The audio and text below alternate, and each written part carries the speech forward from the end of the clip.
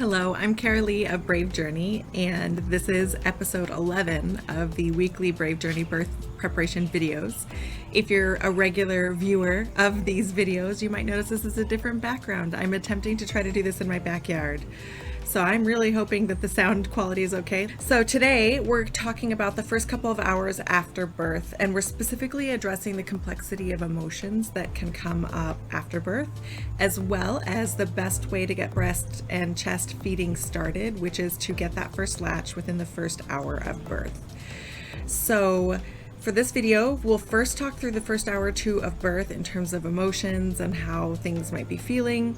And then we'll talk about that first latch because it's all connected. It's all within that first hour. So I mentioned this in a live a few weeks ago that there was something I really wished I had included in my skin to skin video, which is that not everybody, when I talk about skin to skin, I talk about how fantastic it feels because that's what it was for me and that's what it looks like for a lot of people, but not everyone. So I wish that I had included the fact that some people immediately after they give birth to their baby do not feel bliss, do not feel joy, do not feel elation. They just feel relief or super tired. So I'm going to turn this a little bit and see if I can get the lighting a little more steady. There we go. Oh, and then you guys are getting to see this is a little llama that my kids play with. So I'm just going to tuck that out of the screen.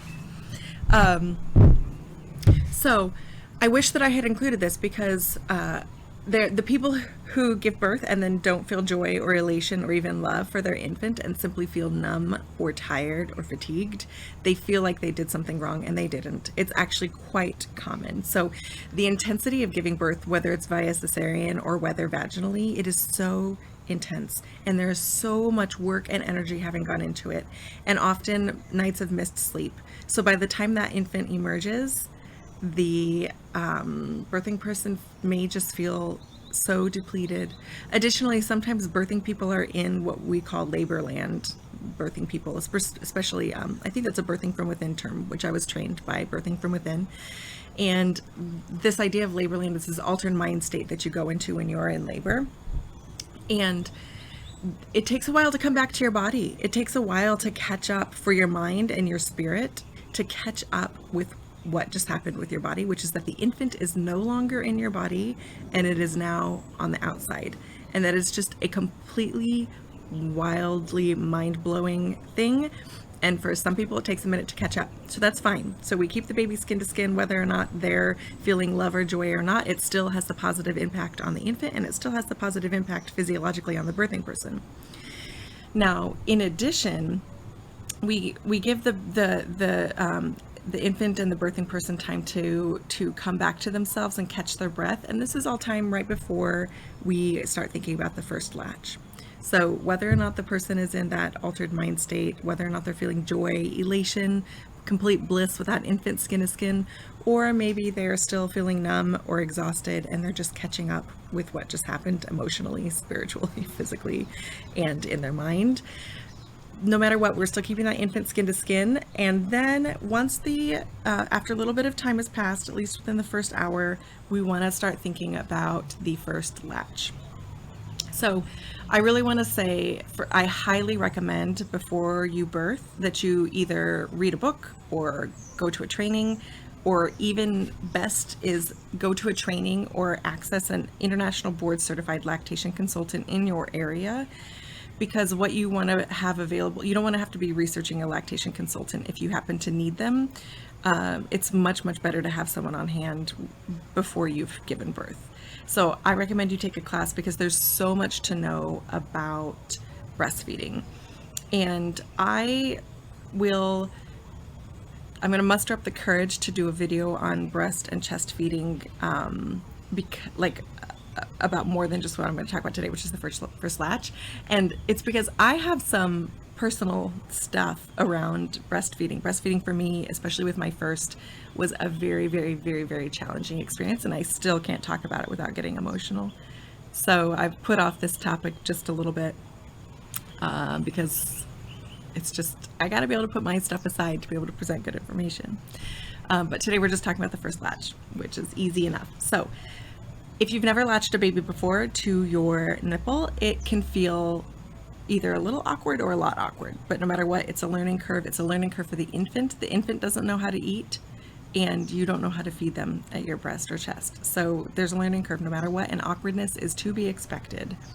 So hopefully, if you're birthing in a baby-friendly facility, the nurses are trained to provide lactation support. I have been in baby-friendly facilities where the nurse was still kind of useless. They were too busy. So also consider a birth doula. But for that first latch, make sure you're propped up. You're leaning back a little bit so the baby is tummy to tummy with you, and you are propped up with pillows under your arms, pillows under the infant, just really lots and lots of pillows so that you can relax.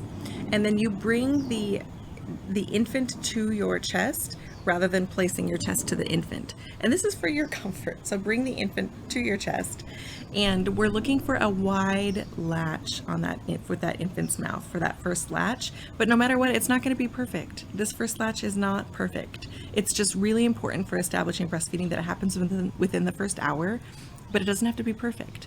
So if that latch looks narrow, or the baby is latched like this, you can take your finger to their chin and gently pull down while they're latched to try to open it up. So it's a really wide mouthed latch, which is more efficient for removing milk, and also will help prevent soreness and damage to the nipples, because a narrow latch is less effective and it can damage the nipple, but a wide latch that includes a lot of the areola can really be a much better latch.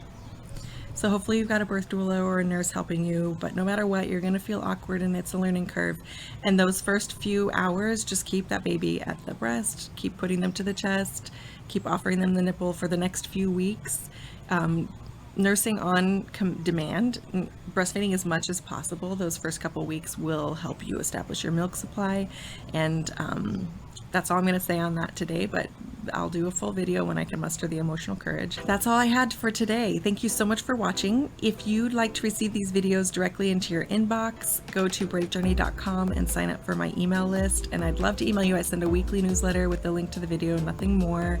And I also won't spam you or sell your information, which I always say that because I see people saying they won't sell your information, but I seriously don't know how. But even if I knew how, I wouldn't.